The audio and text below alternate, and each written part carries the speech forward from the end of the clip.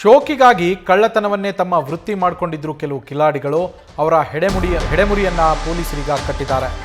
ಆದರೆ ಪೊಲೀಸರು ಅವರನ್ನು ಅರೆಸ್ಟ್ ಮಾಡಿದಂಥ ಸಂದರ್ಭದಲ್ಲಿ ಅವರ ಹಿಸ್ಟ್ರಿಯನ್ನು ನೋಡಿ, ಆ ಕಳ್ಳರ ಹಿಸ್ಟ್ರಿಯನ್ನು ನೋಡಿ ಪೊಲೀಸರಿಗೇನೆ ಶಾಕ್ ಆಗಿದೆ.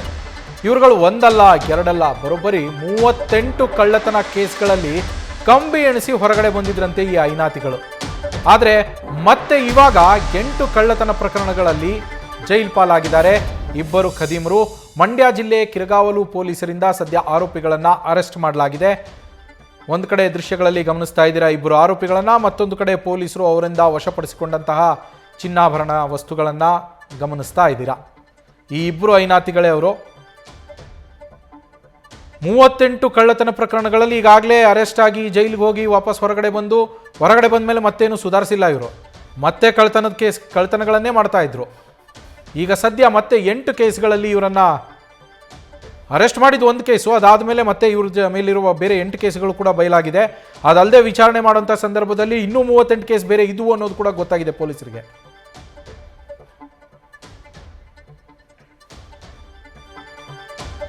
ನಮ್ಮ ಮಂಡ್ಯ ಪ್ರತಿನಿಧಿ ನಂದೀಶ್ ಫೋನ್ ಸಂಪರ್ಕದಲ್ಲಿದ್ದಾರೆ. ನಂದೀಶ್, ಈ ಐನಾತಿ ಕಳ್ಳರ ಹಿಸ್ಟ್ರಿ ನೋಡಿದ್ರೆ ಪೊಲೀಸರಿಗೆ ಯಾರಿಗಾದ್ರೂ ಶಾಕ್ ಆಗತ್ತೆ. ಏನೇನೆಲ್ಲ ಡೀಟೇಲ್ಸ್ ಸಿಕ್ಕಿದೆ ನಂದೀಶ್ ಇವ್ರ ಬಗ್ಗೆ?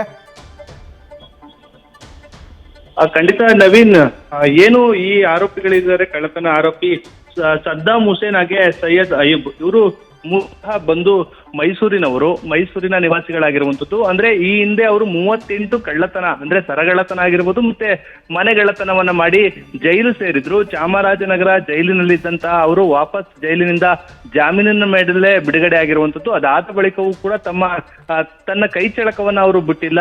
ಮತ್ತೆ ಅಂತದ್ದೇ ಒಂದು ಕೃತ್ಯದಲ್ಲಿ ಕೂಡ ಭಾಗಿಯಾಗಿರುವಂತದ್ದು. ಮಂಡ್ಯ ಹಾಗೆ ದಾವಣಗೆರೆ ಸೇರಿದಂತೆ ಒಟ್ಟು 8 ಪ್ರಕರಣದಲ್ಲಿ 2025ನೇ ಇಸ್ವಿಯಲ್ಲೇ 8 ಕಳ್ಳತನ ಪ್ರಕರಣದಲ್ಲಿ ಅವರು ಭಾಗಿಯಾಗಿರುವಂತದ್ದು. ಸದ್ಯ ಇದೀಗ ಅವರನ್ನ ಎಡೆಮುರಿ ಕಟ್ಟಿರುವಂತಹ ಪೊಲೀಸರು ಒಂದು ವಿಚಾರಣೆ ವೇಳೆ ಒಂದು ರೀತಿ ಶಾಕ್ಗೆ ಒಳಗಾಗಿರುವಂತದ್ದು ಪೊಲೀಸರು. ಯಾಕೆಂತಂದ್ರೆ ಕಳ್ಳತನ ಪ್ರಕರಣದಲ್ಲಿ ಬರೋಬ್ಬರಿ 38 ಪ್ರಕರಣಗಳಲ್ಲಿ ಅವರು ಭಾಗಿಯಾಗಿ ಬಳಿಕ ಜೈಲ್ಗೂ ಹೋಗಿರ್ತಾರೆ. ಜೈಲಿಂದ ಬಂದಾದ್ಮೇಲೂ ಕೂಡ ಇಂಥದ್ದೇ ಒಂದು ಕೃತ್ಯವನ್ನ ಮಾಡಿರುವಂತದ್ದು. ಅವರ ಒಂದು ಕಳ್ಳತನದ ಹಿಸ್ಟ್ರಿಯನ್ನ ಕೇಳಿ ಒಂದು ರೀತಿ ಪೊಲೀಸರು ಸಾಕಾಗಿರುವಂತದ್ದು. ಸದ್ಯ ಇದೀಗ ಅವರಿಂದ ಒಂದಷ್ಟು ಚಿನ್ನಾಭರಣಗಳನ್ನ ರಿಕವರಿ ಮಾಡುವಂತ ಕೆಲಸವನ್ನ ಮಾಡಿರುವಂತದ್ದು. ಅಂದ್ರೆ ಅವರು ಸೋಕಿಗಾಗಿ ಈ ರೀತಿಯ ಕೃತ್ಯವನ್ನ ಮಾಡ್ತಾ ಇದ್ರು. ಅಂದ್ರೆ ಕೂಲಿ ಕೆಲಸವನ್ನ ಮಾಡ್ತಾ ಇದ್ರು ನಿಟ್ಟಿನಲ್ಲಿ ಮನೆಯಲ್ಲಿ ಹೇಳ್ಕೊಳ್ತಾ ಇದ್ರು. ಆದ್ರೆ ಅವ್ರು ಮಾಡ್ತಿದ್ದೇ ಈ ರೀತಿಯ ಒಂದು ಕಳ್ಳತನದ ಒಂದು ಕೃತ್ಯ. ಆ ನಿಟ್ಟಿನಲ್ಲಿ ಇದೀಗ ಅವರಿಂದ ಬರೋಬ್ಬರಿ 31 ಲಕ್ಷದಷ್ಟು 53 ಗ್ರಾಂ ಚಿನ್ನ ಸೇರಿದಂತೆ ಬೆಳ್ಳಿ ಹಾಗೆ 2 ಬೈಕ್ಗಳನ್ನ ವಶಕ್ಕೆ ಪಡೆದಿರುವಂತದ್ದು. ಸದ್ಯ ಅವರನ್ನ ಬಂಧಿಸಿ ಈಗ ಜೈಲುಗಟ್ಟಲಾಗಿದೆ.